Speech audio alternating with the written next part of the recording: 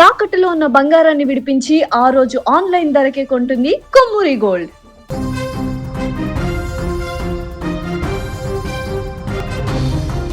తమిళనాడు ముఖ్యమంత్రిగా విజయ్ దళపతి. తమిళనాడు రాజకీయ చరిత్రలో ఒక అద్భుత ఘట్టం ఆవిష్కృతమైంది. రిజల్ట్ వచ్చిన తర్వాత వారం రోజుల వరకు సుమారుగా 6 రోజులు రోజుకొక ఉత్కంఠ, రోజుకొక రకమైనటువంటి పరిణామాల నేపథ్యంలో ఎట్టకేలకు విజయ్ దళపతి ముఖ్యమంత్రిగా ప్రమాణ స్వీకారం చేశారు. దశాబ్దాల తరబడి సాగుతున్న ద్రవిడ రాజకీయాల ముసుగును తొలగిస్తూ వెండితెర వేల్పు దళపతి విజయ్ ఇప్పుడు ప్రజానేతగా కొత్త అవతారం ఎత్తారు. అభిమానుల గుండెల్లో గూడు కట్టుకున్న నటుడు ఇప్పుడు కోట్ల మంది ప్రజల భవిష్యత్తును తీర్చిదిద్దే ముఖ్యమంత్రిగా బాధ్యతలు చేపట్టారు. అసాధ్యమనుకున్న విజయాలను సుసాధ్యం చేస్తూ తమిళగ వెట్రి కలగం పార్టీ విజయ్ సృష్టించినటువంటి ఈ సంచలనం భారత రాజకీయాలలోనే ఒక మైలురాయిగా నిలిచిపోనుంది. తమిళనాడు అసెంబ్లీ ఎన్నికల ఫలితాలు వెలువరినప్పటి నుంచి రాష్ట్రంలో రోజుకొక ట్విస్టు, ఎత్తులపై పై ఎత్తులు. ఎన్నికల్లో మొత్తం 234 స్థానాలకు గాను టీవీకే 108 స్థానాలు గెలుచుకొని అతిపెద్ద పార్టీగా అవతరించినప్పటికీ ప్రభుత్వ ఏర్పాటుకు అవసరమైన 118 మ్యాజిక్ ఫిగర్ మార్కును అందుకోవడంలో స్వల్పంగా వెనకబడింది. అది కూడా విజయ్ 2 స్థానాల్లో గెలిచారు కాబట్టి ఒకటి రాజీనామా చేస్తే వారికున్న బలం 107కు వచ్చింది. దీంతో గత 5-6 రోజులుగా రాష్ట్రంలో తీవ్రమైనటువంటి రాజకీయ అనిశ్చితి నెలకొంది. అయితే విజయ్ తన రాజకీయ చతురతతో మిత్రపక్షాలను ఏకం చేయడంలో ఇప్పుడు సఫలీకృతుడయ్యాడు. ఎట్టకేలకు నిన్న సాయంత్రానికి ఒక కొలిక్కు వచ్చింది మద్దతుకు సంబంధించి. తొలుత కాంగ్రెస్ పార్టీ తన 5 స్థానాలతో మద్దతు ప్రకటించగా ఆ తర్వాత సిపిఐ, సిపిఎం 2 స్థానాలు వారికి మద్దతును తెలిపాయి. దీంతో టీవీకే కూటమి బలం 116కు చేరింది. ఇక చివరి నిమిషం వరకు సస్పెన్స్ కొనసాగించినటువంటి తిరుమావలన్ నేతృత్వంలోని వీసీకే, ఐయుఎంఎల్ పార్టీలు కూడా శనివారం సాయంత్రం తమ మద్దతు లేఖలను అందజేయడంతో ఇక విజయ్ ముఖ్యమంత్రిగా ప్రమాణ స్వీకారం చేయడానికి మార్గం సుగమమైంది. రాష్ట్రంలో రాజకీయ స్థిరత్వం కోసమే ఈ నిర్ణయం తీసుకున్నట్లు ఆయా పార్టీలు ప్రకటించాయి.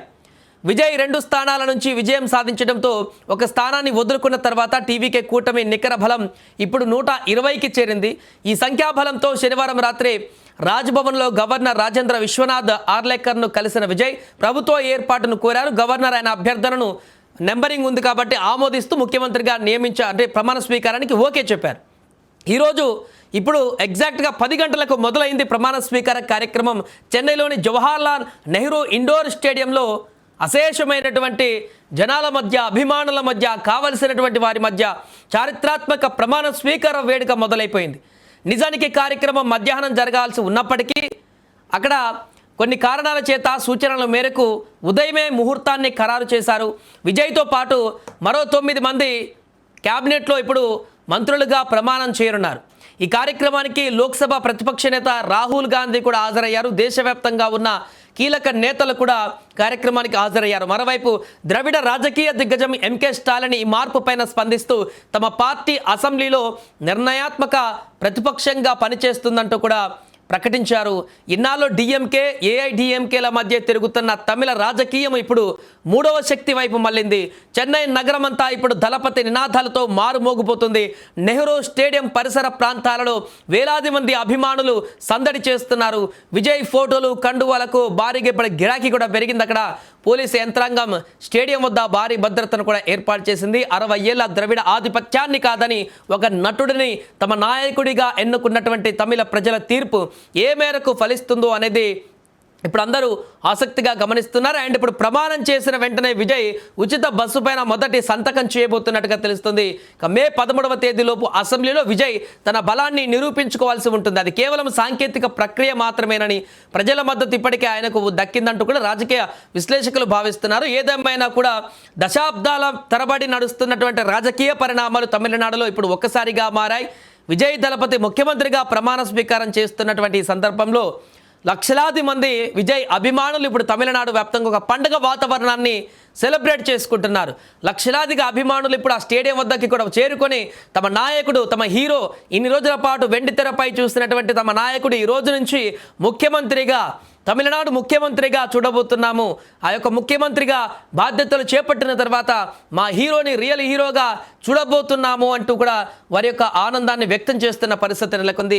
ఇక ఈ తమిళనాడులో మారినటువంటి రాజకీయ పరిణామాలు, ఈ పరిస్థితులు రాబోయే రోజులలో ఎలాంటి పరిణామాలకు దారిస్తాయి, అక్కడ ప్రజలకు ఏ రకమైనటువంటి ఈ కొత్త ప్రభుత్వం, విజయ్ నేతృత్వంలోని ప్రభుత్వం ఎలాంటి నిర్ణయాలు తీసుకోబోతుంది, అంతకుముందు ఎలక్షన్ క్యాంపెయిన్లో ఇచ్చినటువంటి మేనిఫెస్టో హామీలను అన్నిటిని కూడా అమలు చేసేటువంటి పరిస్థితి ఉంటుందా, లేదా కొన్నిటిని అమలు చేసి అన్ని రాజకీయ పార్టీల మాదిరే తను కూడా ఆ రాజకీయ పార్టీలో మాదిరే ముందుకు వెళ్తారా, ఏం జరుగుతుందనేది మాత్రం ఇప్పుడు డిఎంకే, అన్నా డిఎంకే క్షుణ్ణంగా చూసేటువంటి అవకాశం కనిపిస్తుంది.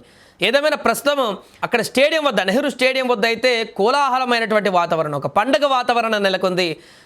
విజయ్ అభిమానులు, టీవీకే మద్దతుదారులు అందరూ కూడా అక్కడికి చేరుకొని తమ నాయకుడు ప్రమాణ స్వీకారం చేయబోతున్నటువంటి సందర్భంలో అక్కడికి వచ్చి చాలా సంతోషంగా ఆ కార్యక్రమాన్ని వీక్షిస్తున్నటువంటి సందర్భం ఏర్పడింది. చాలామంది విశేషమైనటువంటి నటులు, త్రిష కూడా అక్కడికి రావడం జరిగింది. మిగతా రాజకీయ సినీ సంబంధించినటువంటి కొంతమంది కూడా ఈ ప్రమాణ స్వీకారానికి రావడం జరిగింది.